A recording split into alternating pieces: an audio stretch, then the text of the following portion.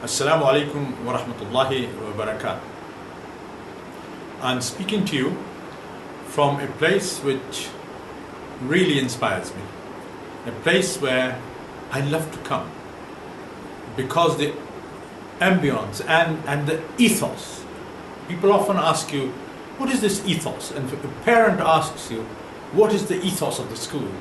Most teachers will say, well, it's what you feel as you walk into the school. It's how you feel, how people express themselves. And when you look around, it's how you feel. It's a gut feeling. I don't think that's good enough. I want the parents to understand how hard all of us in education have to work at getting things right for our future generations, for our children. Children matter. Every child matters. Every child is entitled to support in 7 different areas of their development. Intellectual development is something that we all take granted in schools and in education.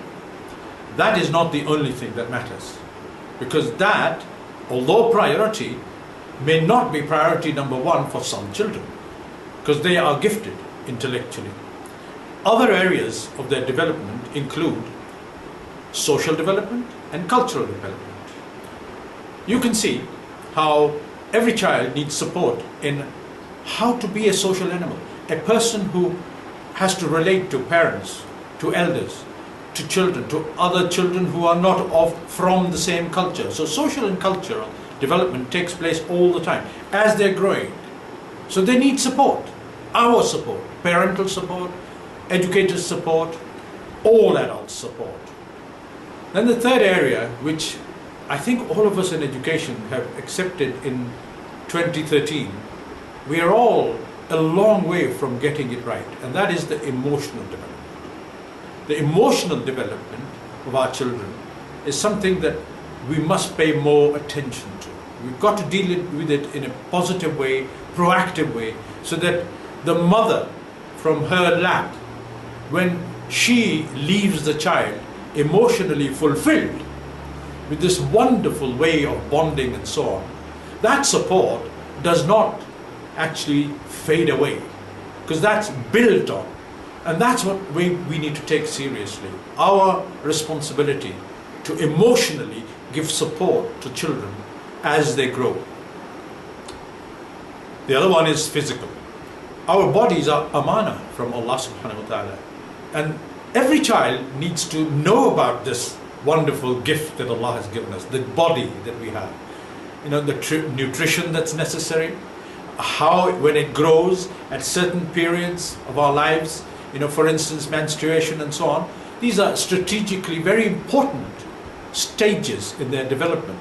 But throughout their physical development, they need to know how the body is growing and what are the areas of development that they need to be conscious of when they are eating what they are eating, when they are drinking what they are drinking, when they are physically exercising, or more importantly, not exercising, because body is an amana. The next area is moral and spiritual. This is an area that here in New Horizons College, mashallah, whenever I come, I see a new initiative, yet another initiative, because they are consciously developing support mechanisms, support initiatives, support projects, supportive ways of ensuring that boys and girls who are part of this beautiful school community, this college community, this community, that they are given support at every level, that they can be confident in who they are. They have that self-esteem, self-value, so that they can proudly stand up in front of anybody, and more importantly, in front of themselves, and have respect for themselves. That's such an important factor as they grow. The spiritual and moral development. Every child needs to have an answer to a question.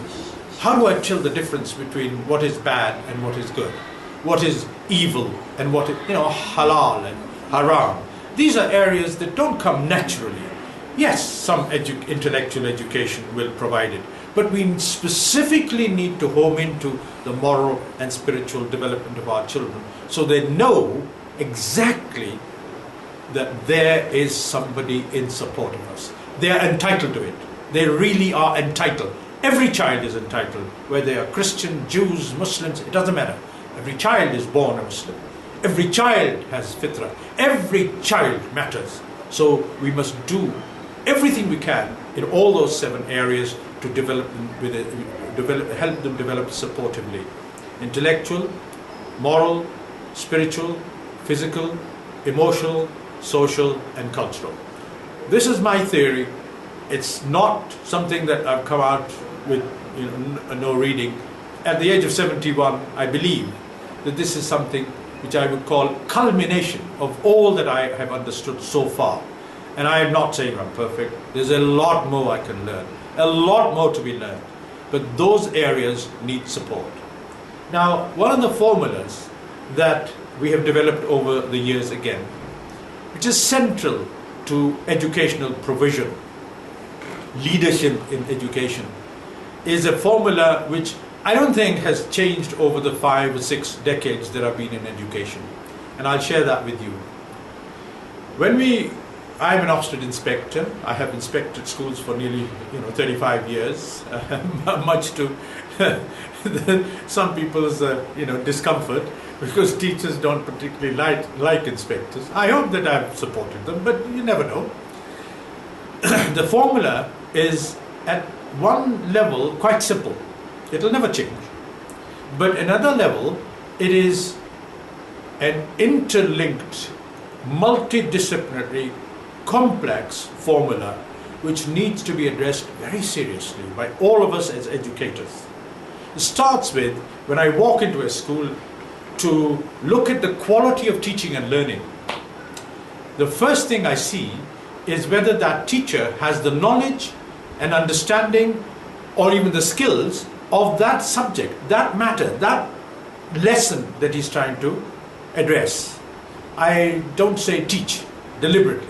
I avoid the word teach, because that person in the classroom I see the best in. The best in that person is not that he's a teacher, that he is here to help children to learn. Basic, he is here to help children to learn. If he's here to help children to teach them a subject, then I feel uneasy about that. So I want to know, has he got the knowledge? So the big K, knowledge. Knowledge and understanding of what he or she is projecting and promoting and conveying to the children. The second thing, which is highly significant and really very, very important in quality of teaching and learning, or quality of education, is expectation. If you expect the people in front of you to be low level, for example, in England, children who come from African Caribbean background, children who come from Bangladesh or Pakistan or these countries where we're called developed or underdeveloped countries, developing countries. And if a teacher walks into the class with those children and says, well, what can you expect? Well, their culture is different. The English is not their mother tongue. I hardly expect them to be really at the same level as my English children. That is an expectation which they, as an educator, carry in their hearts and their minds. That, believe me or not, has a direct impact on the relationship between you as an educator and the children on this side. They pick it up. They pick it up. The children are so clever. If you have low expectations of them, they will pick it up. And surely they will have lower expectations of themselves. My own son told me, the teachers say, I can't do maths and so on. No matter what I tried with him, Hamza, I know you can do that. Oh, but my teachers say, come on, Hamza, you can do it. I've seen you doing it. We've sat there together on this table, you've just done it. Oh, it took such a lot of effort to try and create that, to change that mind. It's a paradigm shift that is required in the minds of, once it enters the minds of the child that this teacher has low expectation, wow, it's a huge effort to break that down to get that child to say, yeah, I can. From I can't to I can. From impossible to get rid of the I and am and make it possible. That's what life is all about. That's what expectations are all about. The third thing is planning. You take it from the business world, anywhere really. You go to the bank manager and say, oh, I've got a wonderful idea. If you give me ₦1,000,000 today, I'll make it into 5 million. Within a year, I'll give it back to you with great interest. Come, I've got an idea. What's the first thing that bank manager will ask you? Where's your business plan? He's not mad.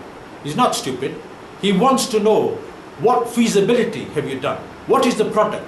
Have you tried it out? Have you thought about really the consequences, intended and unintended consequences of this idea that you have, right? Have you planned for it? What level of planning has gone into it? The business gurus tell us that 80 to 85% of success in any business depends on planning and preparation. You know what? In education, we mustn't forget. I know all research points out to the same thing, that unless you plan your lesson, you're not going to do as well. Really, the impact of your lesson is not going to be as good. It'll diminish. What I'm saying is, the same applies to education. A teacher who plans to the depth of understanding his or her children, what do they know? What can they understand? What can they already do? Elicitation at that level, assessment of their learning, and then assessment for learning. Two different things. That planning will then give a clear indication to the teacher as to what to include in that lesson plan. 15 minutes, 20 minutes, 40 minutes, time is really of the essence in the planning. What can I expect to help those children to learn in that period, right? What is my learning outcome? That's planning. So vital before you enter the classroom, to plan with the children that are in front of you in mind. Planning. Then the next one is organization. Equally important, but not as important as planning. In my mind, maybe people will think about it and let me know that when I'm right or wrong. In terms of hierarchy, planning comes top of the list, but organization is equally important. But because you planned well, and you get those children sitting in a row all day and every day for all your lessons, whether it is science, English, history, geography, doesn't matter what you're teaching, every day, day in, day out, they're sitting in those rows, sitting on the same chairs, same desks, all the time. During that one lesson, they haven't changed. Have you thought about the implications of that on the child, on the receiving end? Do you think that something you might have planned in the teaching or helping children to learn languages? Languages are dynamic, something that you use in order to learn. Do you think that when you planned a language lesson, that you might ask two children to talk to each other, to listen to each other? Language is about talking, listening, reading, writing. Which aspect of those 4 areas of language are you concentrating on? And if you're really concentrating on listening and talking, have you planned to ensure that the two children are talking to each other? That they're listening to each other? Have you planned for that? That's appropriate. That would be fit for the purpose that you have in mind. Fit for purpose. That's an organization. Then there are many subjects where you can say, I've planned it so that this group of children who are more able than this group who need a lot more help and time and support from me, that plan, I need to organize my lesson in such a way that they get less of my time and effort and they get more of my time without them losing out. That's planning and organization, group work.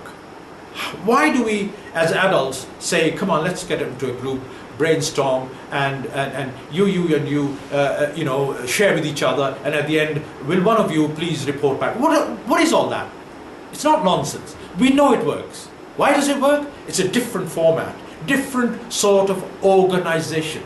So you organize your classroom, your planned lesson, which is fit for the purpose that you have in mind. What you want out of that lesson, you've got to organize your classroom, the children, and their human dignity in the way that will maximize the benefit of all the effort that you put to your planning. Next comes discipline. That's something in New Horizons College. You know what? I have to say, these people don't know how lucky they are. This is wonderful. You know, the self-discipline of these children.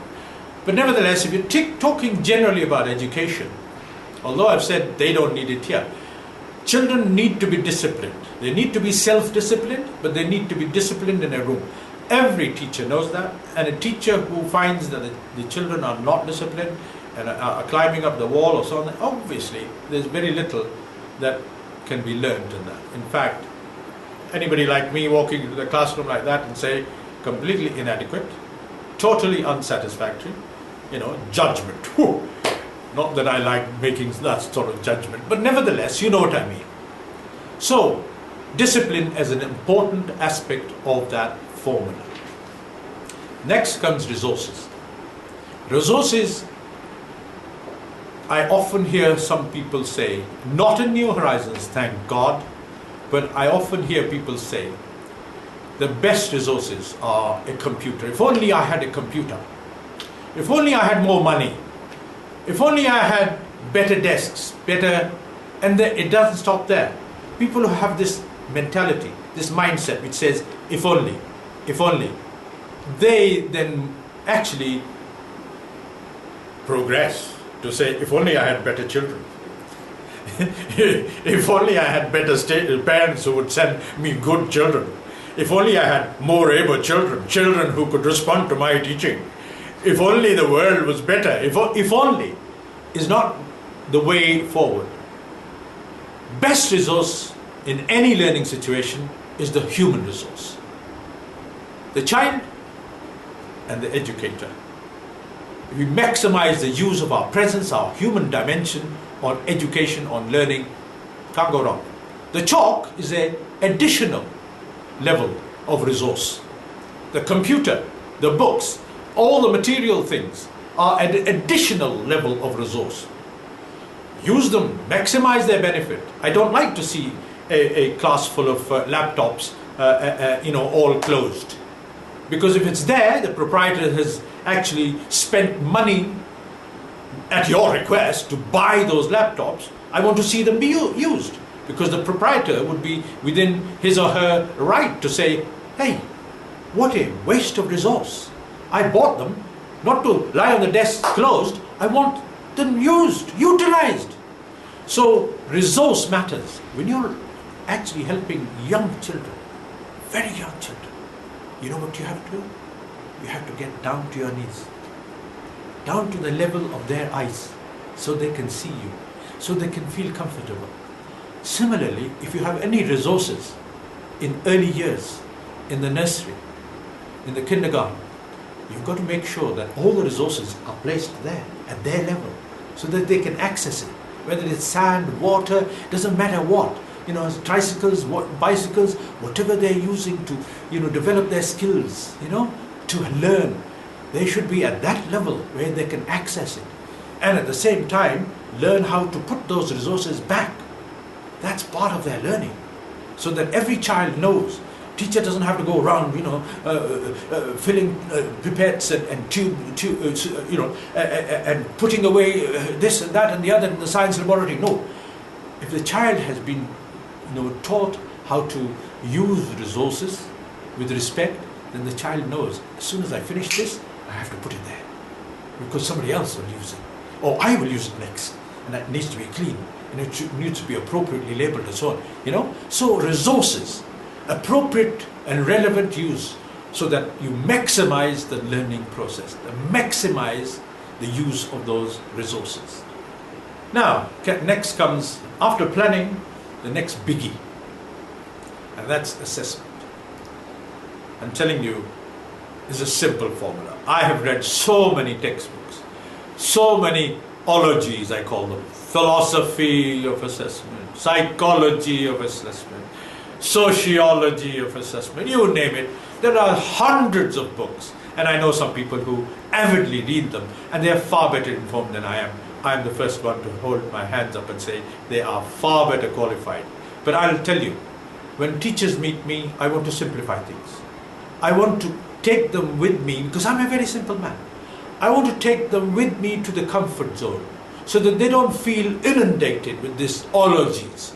And you know what my formula is? There are three things that matter in assessment. You want to know what the child knows, what the child understands, and what the child can already do. Three, okay? Now reverse them. What the child doesn't know, what the child doesn't understand, and what the child can't do yet. 6 criteria. 6 criteria on assessing.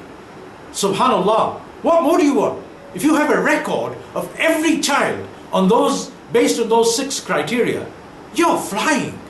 That's all you need to know to plan your lesson. That's assessment of learning. Now the next stage of assessment, which is the buzzword today in Europe, in the United States, wherever I go now, people are talking about assessment for learning. Not just assessment of learning. Assessment of learning is what you have taught children, then you give them a test or something, and then you find out whether they have learnt it or not. That is assessment of learning, what they have learned from you or from wherever. Alright? This more important dimension which you and I as educators must concentrate and deal with seriously is assessment for learning. Look into their future, every child's future, and say, what's the capacity of learning for this child? What more can I plan for that child who is really highly talented? He's gifted, he's a fast learner, or she has always shown that she can do the exercise that I put towards a classroom, everybody. She is the first one to say, I finished, sir, or words to that effect. I am done, you know. What? That's stretching. Have I planned it with that sort of an assessment in mind? Assessment for learning. That child needs something that will help her to fly. Not just walk and run and trot, but fly. Subhanallah, we miss opportunities if we don't assess for learning. Now, this is Kapodra. There is an H at the end, which I normally actually expand as home, because at the time that we made that formula up, home school liaison, home school links were weak in United Kingdom, and in England particularly. We were looking for a formula which actually creates a possibility where children, when they cross the threshold from the home and come into the school environment, that they don't break off. Do you know what I mean? That it's a continuous learning process. What goes on at home carries on in the school. There is a home-school link. There is a direct, continuity for the child. You put yourself in the shoes of the child, you ask yourself, how can I make life comfortable for this child? And there are links beyond just home and school, because the H stands for a whole variety of horizons. What do I mean by that? I mean not just what the parents do to nurture the giftedness, to nurture the education, to promote learning at home, not just homework, please. Don't get me wrong. I'm not talking about just homework. It's about establishing a direct link in the hearts and minds of our children. Children feel, yeah, I learned this in the maths my father is talking about. Yeah, that's exactly what he's helping me to do. It's continuing that learning process, okay? The mother's helping, the father's helping, aunt's helping, brothers are helping. It's the family at home. Beyond that, the other horizon that I want expanded, and I'm sure you do too, is links between subjects. That child enters the school, and then he or she enters from one classroom to another.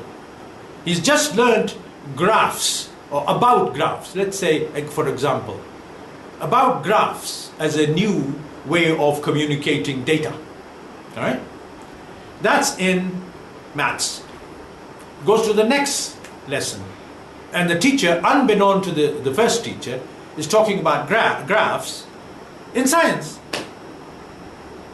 Geography, maths, science, there are times where graphs matter.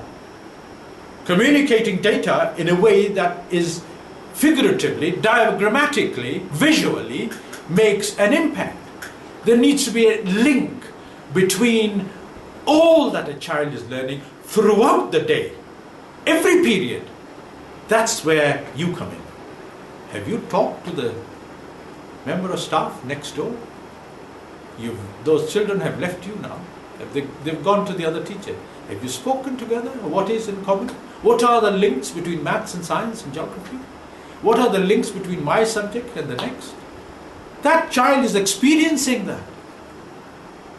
That child is living through that. I'm sure you don't want to bore those children to death. Graphs, page such and such, start again, and this child will say, not again. This continuity, this planning together, this collaborative thinking, this business of knowing children for who they are, human beings, such a significant factor in how they will respond to what we are providing. We work so hard, don't we? We work so hard in all our schools to provide the best. Sorry. But all our hard work can actually make the child uncomfortable if we don't link up. If we don't link those ways and means with which the child is experiencing throughout the day, throughout the weeks, throughout the terms, throughout the years. Those links are important. Home and school, subjects, across all sorts of so-called barriers. This is a simple formula, but we are now in an Islamic institute. And I have to add something that when IBR started, we looked at in terms of what's missing. That's quality of teaching and learning. That's really, that formula is enough. There is more, but if you just have that in mind and develop your personal professional skills, competencies based on that formula, you'll go a long way. I guarantee you. But there is something missing. I call it the big I. People laugh, but it's not funny. It's something that is core to our way of life. We call Islam. Core. When we submit to the will of Allah, when we become Muslims, we declare Islam. Islam is a way of life. It's not a religion. It's a deen, a way of life. Subhanallah, we are so blessed by Allah subhanahu wa ta'ala who has given us this way of life. And if we are part of a school community where this is the way of life, that the proprietors and the Muslim members of staff and others who have submitted to the will of Allah, when they say, this is the way we want to live, this is the way we want to transmit that message to our children, then even as non-Muslim members of staff, if you keep that in mind, you can't go wrong. I know that most non-Muslim teachers who come into an Islamic environment feel supported. I've met so many over the years. They all feel supported. That's because we are all human. And we don't want to be nasty to each other. We try our best to be helpful and supportive to each other. This big I, if you can meet it halfway as a non-Muslim, great.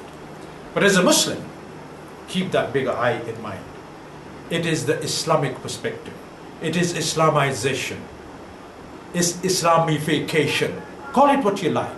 But if the knowledge of a subject that you have is in depth, and then you have the knowledge of the revealed knowledge of the Quran, the knowledge that God has revealed to us, subhanallah, that knowledge becomes an exceptional dimension. You will get to a level where nobody else can get. May Allah bless you for being an educator, because you're really following in the footsteps of the prophets. Subhanallah, that's a choice you've made for your own life, to educate, to help children to learn, to help future generations. That's a humongous choice. May Allah bless you. And those who follow the prophets are the best amongst all human. As far as I'm concerned, that status is beyond reproach. The best of all those prophets was our own Prophet Muhammad sallallahu alaihi wasallam, the last of all the prophets that Allah has sent us. He's an ideal model, a role model, a perfect human being.